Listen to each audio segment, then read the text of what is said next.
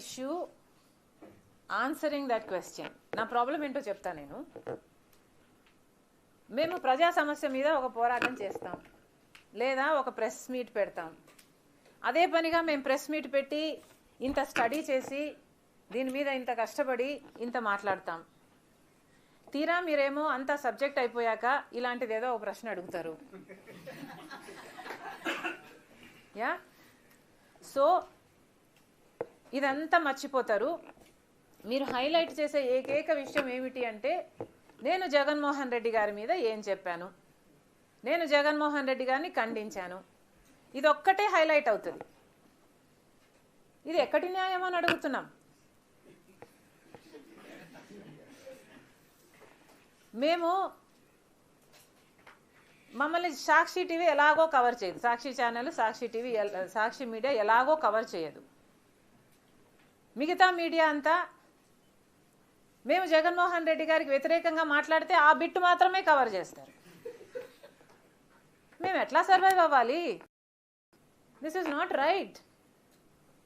మీరు అడిగిన ప్రశ్నలకు నేను సమాధానం ఇస్తా, బట్ మీరు కూడా you should have the courtesy to highlight the issues of the public also. ఎందుకు చెప్తున్నానంటే ఇవి పబ్లిక్ ఇష్యూస్ నేను మాట్లాడుతున్నది. ఇక్కడ అదాని జగన్మోహన్ రెడ్డి గారికి లంచం ఇస్తే నాకు పైసా రాలేదు.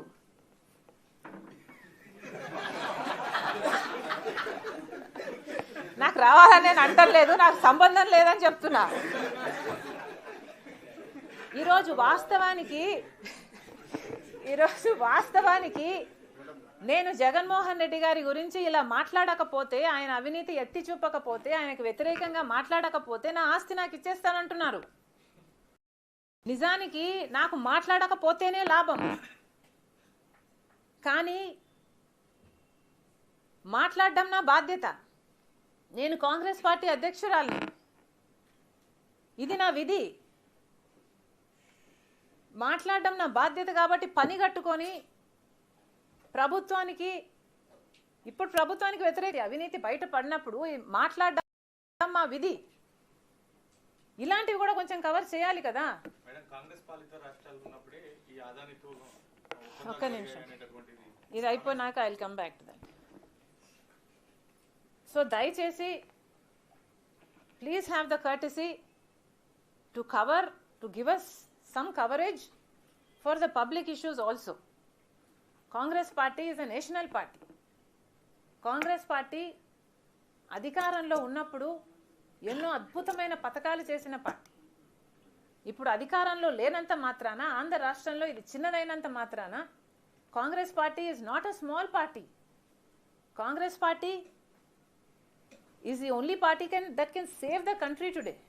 సో దయచేసి మేము చేస్తున్న ప్రజా కార్యక్రమాలకు కూడా కవరేజ్ ఇవ్వండి. ఇక మీరు అడిగిన ప్రశ్న, జగన్మోహన్ రెడ్డి గారు మొన్న నేను బాలకృష్ణ గారి బిల్డింగ్ నుంచి ఆ ఐపీ అడ్రస్ నుంచి నా మీద తప్పుడు ప్రచారం జరిగింది అని కేసు పెట్టాను, కావాలంటే నా మాటల్లోనే వినండి అని జగన్మోహన్ రెడ్డి గారు చాలా ఎంటర్టైనింగ్గా ఒక వీడియో క్లిప్ని కూడా అందరికీ చూపించడం జరిగింది. చాలా సంతోషం. కానీ జగన్మోహన్ రెడ్డి గారు, మీకు నిజంగానే చెల్లెల మీద ప్రేమ ఉండుంటే మీకు బాలకృష్ణ గారో లేక బాలకృష్ణ బిల్డింగ్ ఐపీ అడ్రస్ నుంచో మీ చెల్లెల మీద తప్పుడు ప్రచారం జరిగింది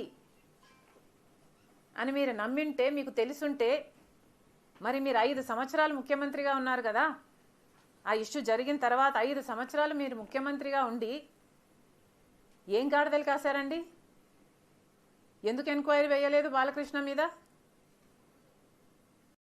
మీరు ఇప్పుడు చెల్లెల మీద ప్రేమ ఉన్నట్టు మీరు మాట్లాడుతున్నారే. మీకు నిజంగానే చెల్లెల మీద ప్రేమ ఉంటే, ఏ ఇష్యూ అయితే బాలకృష్ణ బిల్డింగ్ నుంచి అప్పుడు జరిగిందో ప్రభాస్కు నాకు సంబంధం ఉంది అని, అదే ఇష్యూని గత 5 సంవత్సరాలలో మీ సైతాన్ సైన్యం మీ సోషల్ మీడియాలో